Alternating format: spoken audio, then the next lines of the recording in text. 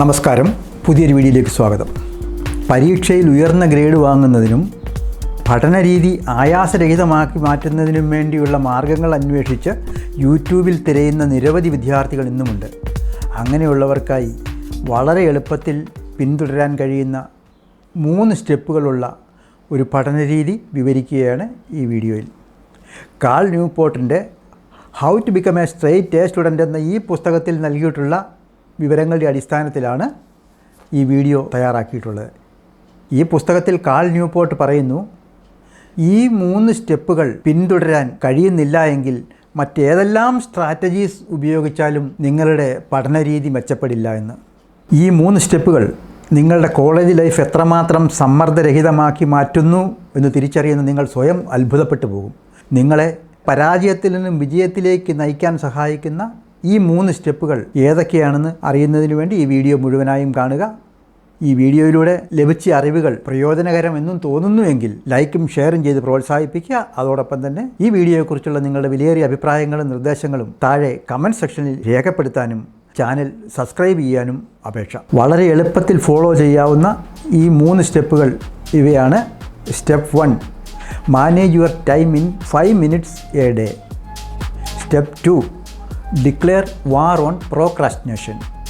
And step 3, choose when, where and how long to study.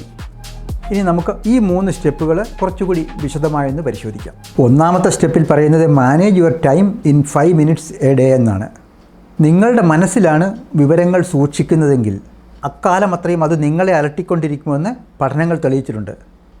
ഈ പഠനത്തിൻ്റെ ചുവട് പിടിച്ചുകൊണ്ട് കാൾ ന്യൂപോർട്ട് പറയുന്നു, നിങ്ങൾക്ക് ചെയ്യാനുള്ള ടാസ്കുകളും അസൈൻമെൻറ്റുകളുമൊക്കെ നിങ്ങൾ മനസ്സിൽ സൂക്ഷിക്കുന്നിടത്തോളം കാലം നിങ്ങൾക്ക് റിലാക്സ് ചെയ്യാൻ കഴിയില്ല എന്ന്.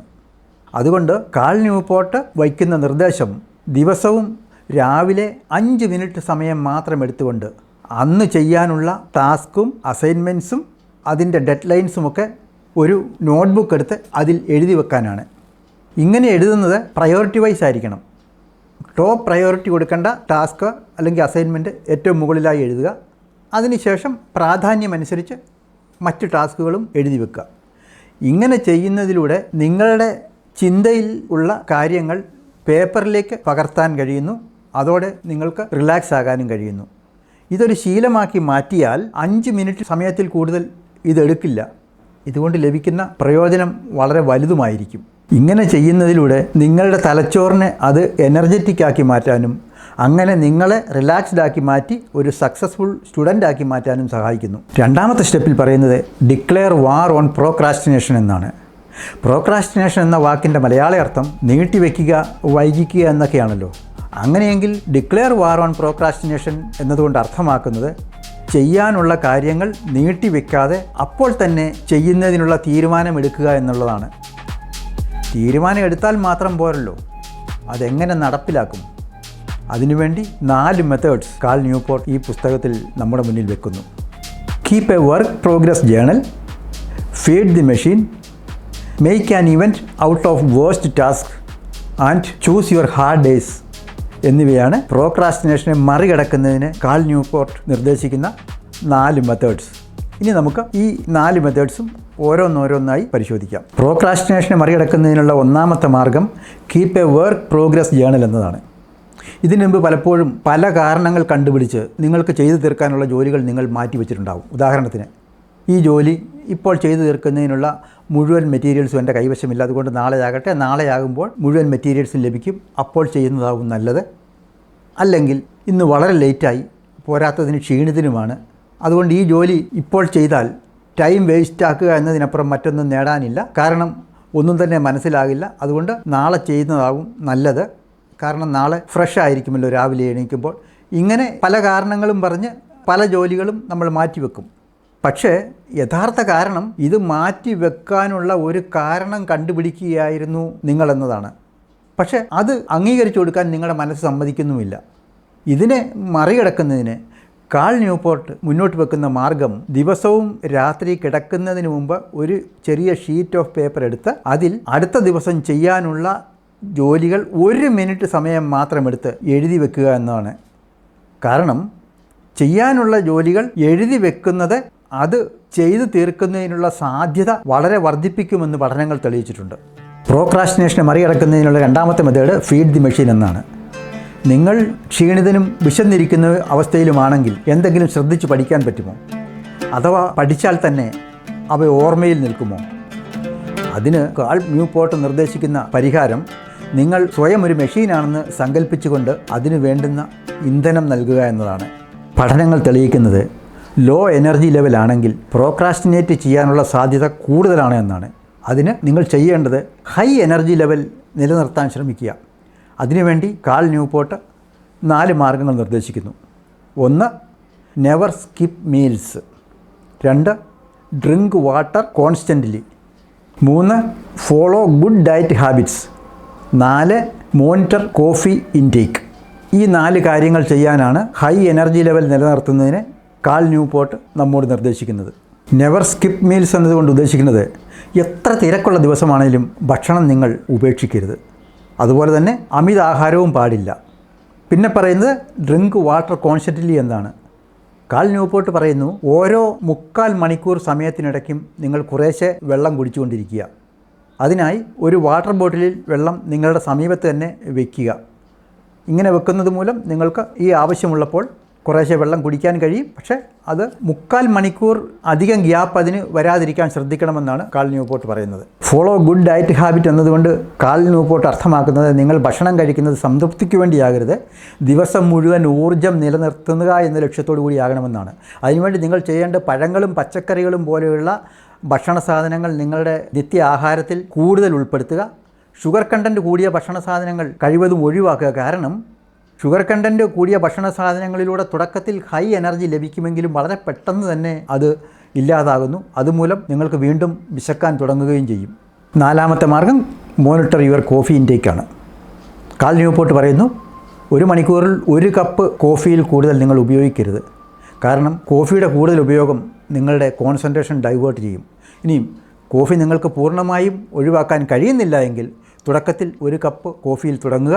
അതിനുശേഷം പതിയെ അത് ചായയിലേക്കോ അല്ലെങ്കിൽ വെള്ളത്തിലേക്കോ മാറുന്ന രീതിയിലേക്ക് നിങ്ങൾ സ്വയം പരിശീലിക്കുക എന്നാണ് കാൾ ന്യൂപോർട്ട് പറയുന്നത്.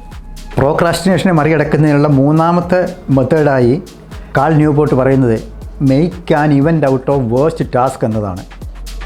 നിങ്ങൾക്ക് ഒരു സബ്ജക്റ്റിനെക്കുറിച്ച് ഓർമ്മിക്കുമ്പോൾ തന്നെ ഭയം തോന്നുന്ന രീതിയിൽ ബോറിംഗ് ആണ് എന്നിരിക്കട്ടെ. ചിലർക്ക് മാത്സ് ആകാം, മറ്റു ചിലർക്ക് കെമിസ്ട്രി ആകാം, മറ്റു ചിലർക്ക് ജിയോളജി ആകാം, അങ്ങനെ പലതും. കാൾ ന്യൂപോർട്ട് പറയുന്നത് ഇതിനെ മറികടക്കാൻ മാർഗമുണ്ടെന്നാണ്. അതിന് അദ്ദേഹം നിർദ്ദേശിക്കുന്നത് ഈ സബ്ജക്റ്റ് പഠിക്കുന്നതിനെ ഒരു വലിയ സംഭവമാക്കി മാറ്റുക എന്നതാണ്.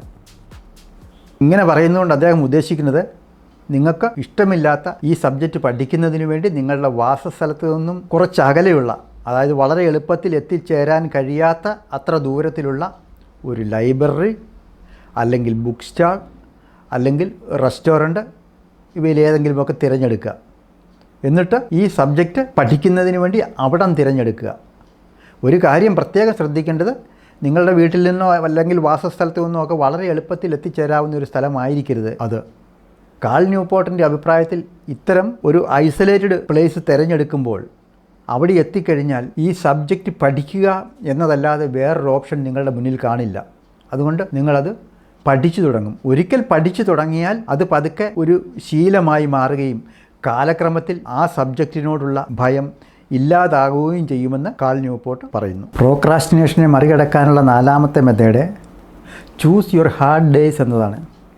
വിദ്യാർത്ഥി ജീവിതത്തിനിടയിൽ ഒട്ടും തന്നെ ഫ്രീ ടൈം ലഭിക്കാത്ത ദിവസങ്ങളും വന്നു ചേരുമല്ലോ. അതോടൊപ്പം തന്നെ ചെയ്യാൻ ഒട്ടും ആഗ്രഹം തോന്നിക്കാത്ത തികച്ചും ബോറിംഗ് ആയ ജോലികളും. ഇത്തരം അവസരങ്ങളിൽ 2 ഓപ്ഷൻസാണ് നിങ്ങളുടെ മുന്നിലുണ്ടാകുക. ഒന്ന്, എന്തെങ്കിലുമൊക്കെ ഒഴിവുകഴികൾ പറഞ്ഞ് അവസാന നിമിഷം വരെ ഈ ജോലി ചെയ്യാൻ നിർബന്ധിതനാകുന്ന ദിവസം വരെ നീട്ടിക്കൊണ്ടു പോവുക. രണ്ടാമത്തെയും നമ്മൾ തിരഞ്ഞെടുക്കേണ്ടതുമായ ഓപ്ഷൻ, ആഴ്ചയിൽ ഏതെങ്കിലും ഒരു ദിവസം പൂർണ്ണമായും ഈ ജോലി ചെയ്യുന്നതിനു വേണ്ടി നേരത്തെ നീക്കി വയ്ക്കുക എന്നുള്ളതാണ്. ഉദാഹരണത്തിന് എല്ലാ ശനിയാഴ്ചകളിലും ഈ ജോലി ചെയ്യുന്നതിന് വേണ്ടി തീരുമാനിക്കുക. ആ ദിവസങ്ങളിൽ നിങ്ങളുടെ മൊബൈൽ ഫോൺ പോലും സ്വിച്ച് ഓഫ് ചെയ്തുകൊണ്ട് ആരുമായും യാതൊരു കമ്മ്യൂണിക്കേഷനും ഇല്ലാതെ ഈ ജോലി ചെയ്യുന്നതിന് വേണ്ടി പൂർണ്ണമായും നീക്കി വെക്കുക. രണ്ടാമത്തെ സ്റ്റെപ്പായ പ്രോക്രാസ്റ്റിനേഷനെ മറികടക്കുന്നതിനുള്ള 4 മെത്തേഡ്സും പരിചയപ്പെട്ടതിന് ശേഷം നമ്മൾ മൂന്നാമത്തെ സ്റ്റെപ്പിലേക്ക് കിടക്കുകയാണ്. അതായത് choose when, where and how long. അതായത് എപ്പോൾ, എവിടെ ഇരുന്ന്, എത്ര നേരം പഠിക്കണം എന്ന ചോദ്യത്തിനുള്ള ഉത്തരം കണ്ടുപിടിക്കുന്നതിന് ശ്രമിക്കുകയാണ്. ഈ 3 ചോദ്യങ്ങളിൽ എപ്പോൾ പഠിക്കണം എന്ന ചോദ്യത്തിനുള്ള ഉത്തരം കാൾ ന്യൂപോർട്ട് നൽകുന്നത് പ്രഭാതത്തിൽ എന്നാണ്. രാവിലെ ഉറക്കമുണർന്ന് ഫ്രഷായി മറ്റ് ഡിസ്റ്റർബൻസസ് ഒന്നുമില്ലാത്ത അവസരത്തിൽ പഠിക്കാനാണ് അദ്ദേഹം പറയുന്നത്.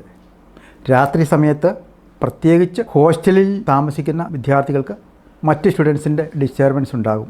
ആ അന്തരീക്ഷം പഠിത്തത്തിന് ഒട്ടും അനുയോജ്യമായിരിക്കില്ല. എങ്കിലും കാൾ ന്യൂപോർട്ട് പറയുന്നു, ചില വിദ്യാർത്ഥികൾ പറഞ്ഞു കേൾക്കുന്നത് അവർക്ക് രാത്രി സമയത്തുള്ള പഠനമാണ് പ്രയോജനകരമായി തോന്നുന്നത് എന്നാണ്. അതുകൊണ്ട് അദ്ദേഹം പറയുന്നു, നിങ്ങൾ സ്വയം ഒന്ന് അനലൈസ് ചെയ്ത് നോക്കുക, നിങ്ങൾക്ക് സ്യൂട്ടബിളായ സമയം പ്രഭാതമാണോ അതോ രാത്രിയാണോ എന്ന്. അതനുസരിച്ച് ഒരു തീരുമാനം എടുക്കാനാണ് കാൾ ന്യൂപോർട്ട് ഈ ചോദ്യത്തിനുള്ള ഉത്തരമായി നമ്മളോട് പറയുന്നത്. അടുത്ത ചോദ്യം എവിടെ ഇരുന്ന് പഠിക്കണം എന്നുള്ളതാണ്. അതിന് കാൾ ന്യൂപോർട്ട് നൽകുന്ന ഉത്തരം എത്രമാത്രം ഐസൊലേറ്റഡ് പ്ലേസ് ആകുന്നു അത്രയും നല്ലത് എന്നാണ്. അതുകൊണ്ട് സെൽഫ് സ്റ്റഡിക്ക് ഏറ്റവും അനുയോജ്യമായ, മറ്റാരും വന്ന് ഡിസ്റ്റർബ് ചെയ്യാൻ സാധ്യതയില്ലാത്ത ലൈബ്രറി പോലെയുള്ള സ്ഥലങ്ങൾ അതിനായി തിരഞ്ഞെടുക്കാനാണ് അദ്ദേഹം ഉപദേശിക്കുന്നത്. നിങ്ങൾ ഹോസ്റ്റലിലാണെങ്കിൽ നിങ്ങൾക്ക് വേണമെങ്കിൽ നിങ്ങളുടെ ഫ്രണ്ട്സിനെ ആരെങ്കിലും റൂം പുറത്തുനിന്ന് കൂട്ടാൻ ഏർപ്പാടാക്കിയതിന് ശേഷം അതിനുള്ളിലിരുന്ന് ഏകാഗ്രതയോടെ ദീർഘനേരം പഠിക്കാനും കഴിയുമെന്നും അദ്ദേഹം നിർദ്ദേശിക്കുന്നു. ഇനി തുടർച്ചയായി എത്ര സമയം പഠിക്കണമെന്നുള്ള ചോദ്യത്തിന് കാൾ ന്യൂപോർട്ട് നൽകുന്ന ഉത്തരം ഓരോ മണിക്കൂർ നേരത്തെ പഠനത്തിന് ശേഷവും 15 മുതൽ 20 മിനിറ്റ് വരെ ബ്രേക്ക് എടുത്ത് ആ സമയം നടത്തത്തിനോ ലഘു വ്യായാമം ചെയ്യുന്നതിനോ വേണ്ടി ഉപയോഗിക്കുവാനാണ്. ഉയർന്ന ഗ്രേഡ് വാങ്ങി പാസ്സായ പല വിദ്യാർത്ഥികളെയും കാൾ ന്യൂപോർട്ട് ഇൻ്റർവ്യൂ ചെയ്തതിൽ നിന്നും അദ്ദേഹത്തിന് ലഭിച്ച വിവരം, അവരൊക്കെ 1 മണിക്കൂർ മുതൽ 1.5 മണിക്കൂർ വരെ തുടർച്ചയായി പഠിച്ചതിന് ശേഷം 15 മുതൽ 20 മിനിറ്റ് വരെ ബ്രേക്ക് എടുക്കുന്ന ശീലമുള്ളവരായിരുന്നു എന്നാണ്. Cal Newport how to become a straight A student എന്ന പുസ്തകത്തിൽ മുന്നോട്ട് വെക്കുന്ന പഠന രീതിയിലെ 3 സ്റ്റെപ്പുകളുമായി നമ്മൾ പരിചയപ്പെട്ടു കഴിഞ്ഞു. വിജയത്തിനും പരാജയത്തിനുമിടയിൽ ഏതാനും ചില ശീലങ്ങളുടെ ദൂരം മാത്രമേ ഉള്ളൂ എന്നും ഈ ശീലങ്ങളാണ് നിങ്ങളെ വിജയിയോ പരാജിതനോ ആക്കി മാറ്റുന്നതെന്നും ഈ വീഡിയോയിൽ നിന്ന് നിങ്ങൾ മനസ്സിലാക്കി കഴിഞ്ഞു എന്ന് കരുതുന്നു. വീണ്ടും മറ്റൊരു വീഡിയോയുമായി നിങ്ങളുടെ മുന്നിലെത്തും വരെ എല്ലാവർക്കും എൻ്റെ വിനീതമായ നമസ്കാരം.